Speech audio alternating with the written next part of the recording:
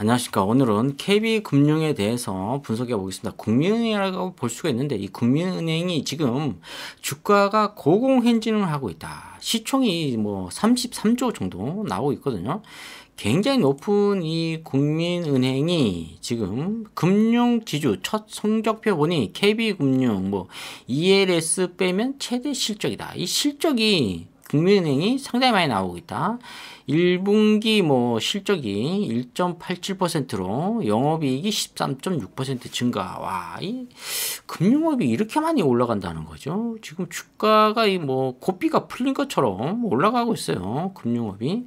그 전에는 굉장히 안 올라갔던 게 금융주라고 볼 수가 있는데 이 KB금융이 지금 상당히 많이 올라가고 있다. 근데 이 시발점이 어디에 있었냐면 미국의 이 워렌 버핏 할아버지가 지금 94세인가요? 90 몇 세, 90세가 넘었잖아요.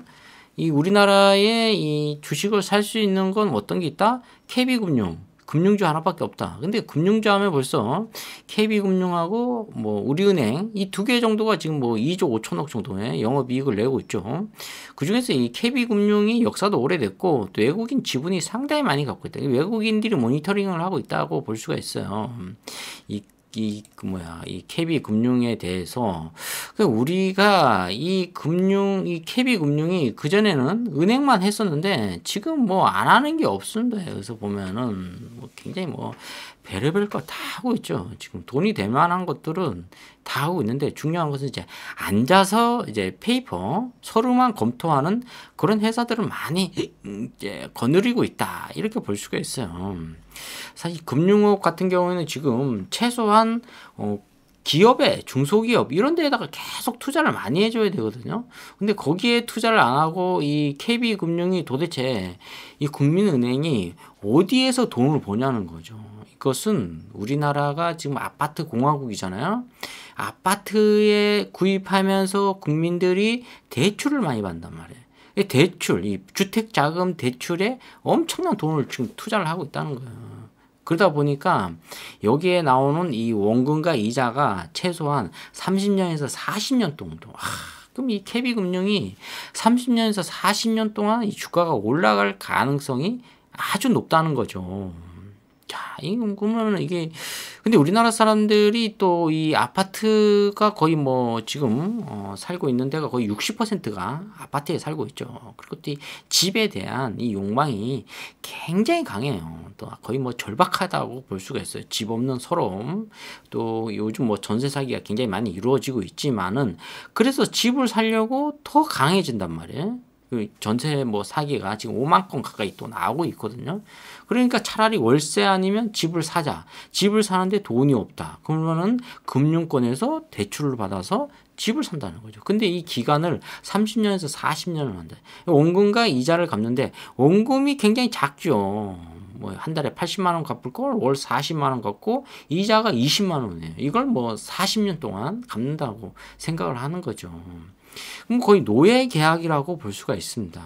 그러니까 우리나라가 지금 부동산 때문에 내가 하고 싶은 이 기술 개발이나 또 직장 생활에서 내가 어떠한 뭐 이런 주장을 내세울 만 할 수 있는 이 건이 없어요. 쉽게 해서 아이디어를 지금 내가 발표를 해야 되는데 이 발표를 잘못하면 어떻게 되죠? 상사한테 찍히는 거예요. 찍히면은 바로 그냥 잘리죠. 자, 직장 생활하기 힘들다. 그러니까 가자미처럼 계속 곁눈질만 하고 있는 거예요. 강어처럼. 자, 그러니까 여러분들이 항상 내가 어떠한 여유가 있어야 창의력이 나오거든요. 그런데 우리나라는 억압된 이 생활만 계속 하고 있는 거예요. 물론 대기업 가면은 뭐 연봉 1억씩 주고 그러는데 공기업에서나 이 공무원들은 연금을 많이 줄 필요가 없어요. 왜냐? 창의력이 필요가 없거든요. 그 기업에서 무슨 창의력이 필요가 있겠습니까? 창의력은 우리나라의 민간 대기업에서만 필요하다. 공기업은 월급 최저임금 주고 뽑아도 충분하다고 볼 수가 있습니다. 그런데 이런 금융업에 지금 연봉이 어마어마하죠. 지금 최고 이 고액 연봉은 바로 금융업이다. 연봉이 2억이에요. 이게. 그 다음에 이 두 번째는 이 뭐 은행에서 한 5년 정도 근무하잖아요. 그러면은 한 2년 정도의 이 이 동가, 그다음 근무 동가, 또 여러 가지 퇴직금부터 해서 일요금부터 해서 최소한 5억 정도 챙겨서 나와요. 5년만 근무하면은. 그러니까 뭐 이 금융업이 왜 이렇게 사람들을 5억씩 주고 계속 이 해고를 시키냐는 거죠. 그것은 지점이 없어진다는 거죠. 지점 하나 없어지면은 거기에서 일어나는 인건비와 또 월세와 뭐 여러 가지 공과금 이런 것들이 계속 없어지기 때문에 은행으로서는 굉장히 중요한 그런 마인드라고 볼 수가 있습니다. 그러니까 지점을 없애는 대신 직원들한테 5억씩 주고 계속 해고를 시킨다는 거죠. 그 다음에 두 번째가 뭐냐면은 바로 이 스마트폰이죠. 이런 뭐 휴대폰. 이 휴대폰으로서 이제 모든 업무를 다 진행한다는 거죠. 자, 이 또 KB금융이 주택담보대출 이런 거를 대부분 이 아웃소싱을 다 줬어요. 우리가 뭐 생각하면 뭐 대출하면은 은행 가서 뭐 받고 이러죠? 절대 그러지 않습니다. 다 협력업체 아웃소싱을 줘서 그 아웃소싱에서 모든 걸 다 하고 어느 정도 에이전트라고 볼 수가 있죠. 좋은 말로 하면 거기서 어느 정도 하고 금융은행은 서류 검토만 하는 거예요. 그러니까 돈만 주는 거죠. 그리고 나머지는 다 밑에 아웃소싱들이 다 하고 있다. 이렇게 볼 수가 있죠. 자, 그렇기 때문에 이 KB금융이 주가가 지금 역사상 상장하고 나서 굉장히 많이 올라갔다. 저도 KB금융 이 브랜드가 굉장히 좋기 때문에 워렌 버핏 할아버지가 반드시 이 KB금융 주식을 사고 있다. 이걸 얘기하고 싶어서 또 오늘 또 이 방송을 하고 있는 거죠. 자, 실적도 좋고 또 호실적이 좋고 밸류업, 기업의 가치가 또 좋아졌다. 금융업이 효자라는 거죠. 그러니까 직원들을 계속 해고시키고 지점을 계속 없애주고 제가 장담하는데 10년 정도 딱 지나면은 제 나이가 이제 60세가 넘으면은 어떻게 되죠? 이제 은행을 찾아볼 수가 없어요. 예를 들어서 경기도가 몇 개 있습니까? 시가 한 22개가 있다. 예를 들어서 은행이 제가 보기엔 한 100개도 안 돼요. 지금. 자, 그리고 전부 다 이 스마트폰으로 다 이루어질 가능성이 있다. 그리고 그러기 때문에 지금 계속 직원을 해고시킬 가능성이 높다. 그리고 매출액이 상당히 많이 이루어질 가능성이 높다는 거죠.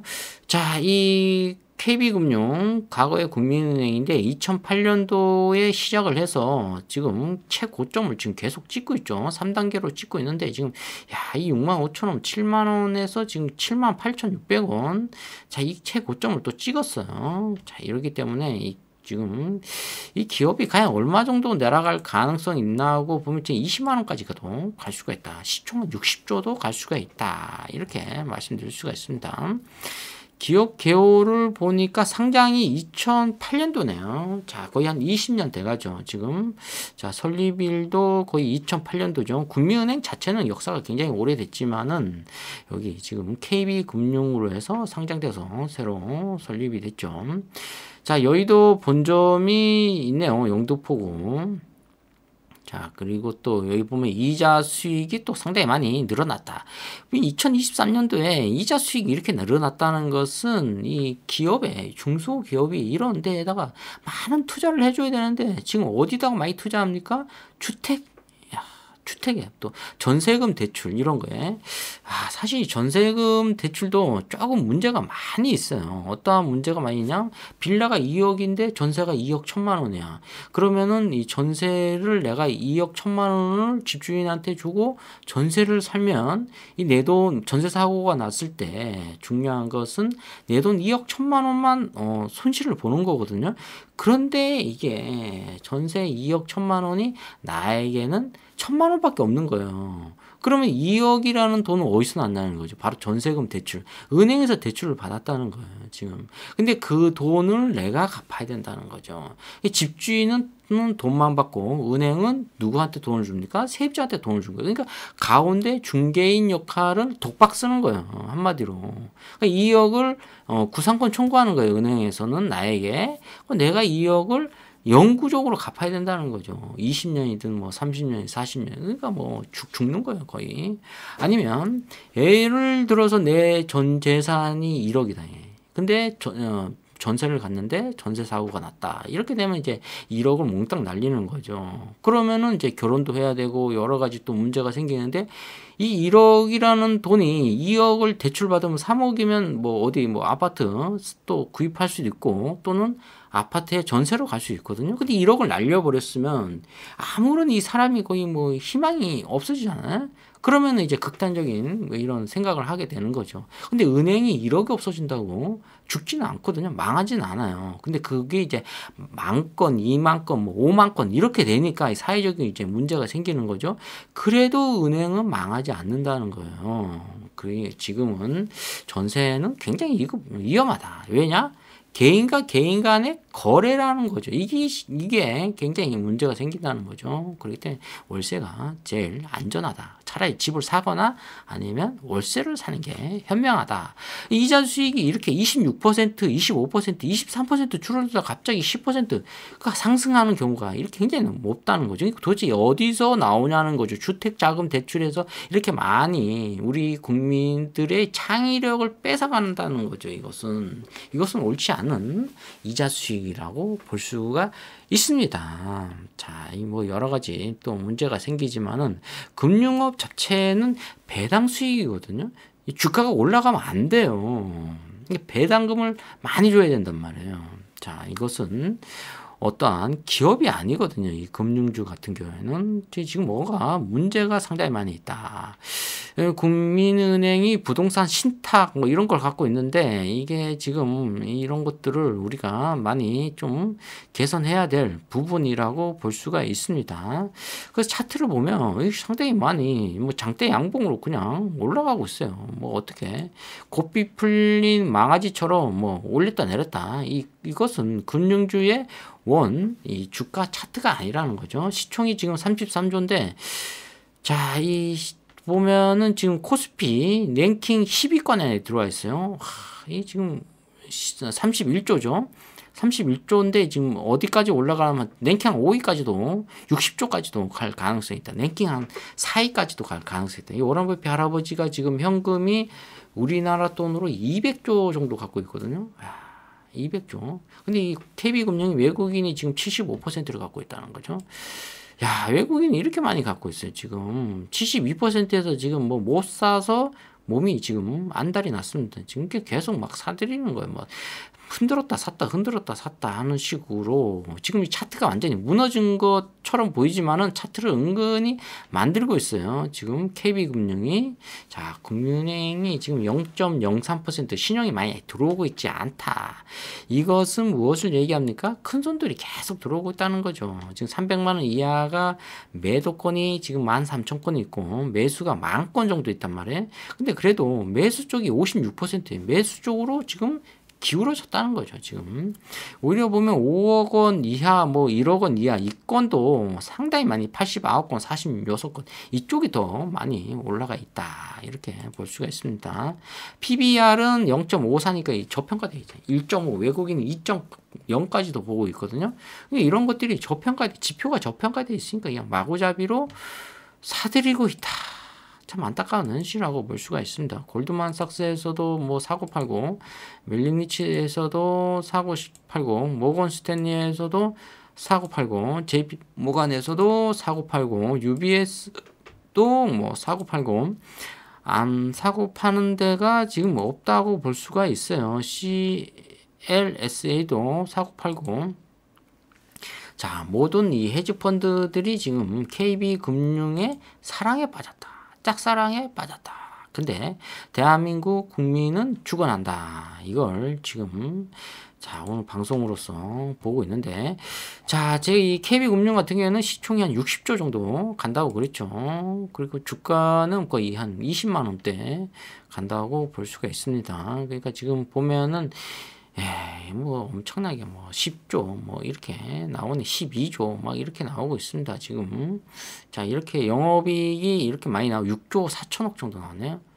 야 이게 지금 뭐 4조 6천억 6조 5조 2천억 6조 4천억 정도 나오면 이 전세 사기 지금 5만 명이 지금 계산기 두들기면 13조 정도 차이 나거든요. 야 13조에 5만 명이 지금 길바닥에 나앉게 생기는 거죠. 노숙자하고 달리 차라리 노숙자가 더 낫습니다. 왜 낫냐? 노숙자는 빚은 없잖아. 빚이 물론 있는 분도 있겠죠. 근데 빚이 없잖아요. 근데 잠잘 곳만 없다는 것 뿐이에요. 근데 이 전세 사기 당한 사람은 자기 돈도 날리지만은 그 거의 뭐 90% 이상은 전세금 대출을 받은 사람들이에요. 그 이분들이 길바닥에 나앉는 게 문제가 아니라 빚을 청산할 수 있는 게 없다는 거죠. 그러니까 그것도 사회 초년생이 이런 현상이 일어나면 이 저출산부터 해서 사회적으로 굉장히 문제가 생기네. 현 정부가 이런 거를 지금 잘 안 하고 있어요. 지금 안 하는지 못 하는지 뭔가 좀 어리버리한 것 같습니다. 자, 오늘은 KB금융 목표가 20만 원 가고 시총은 60조. 예, 그다음에 코스피 랭킹 한 4위 정도 갈 가능성이 있다. 배당금도 괜찮게 주고 있죠. 근데 많이는 주고 있지 않지만은 참 안타까운 현실이라고 볼 수가 있습니다. 오늘은 KB금융에 대해서 말씀드렸습니다. 좋아요, 구독 팍팍 찍어주시면 감사하겠습니다. 감사합니다.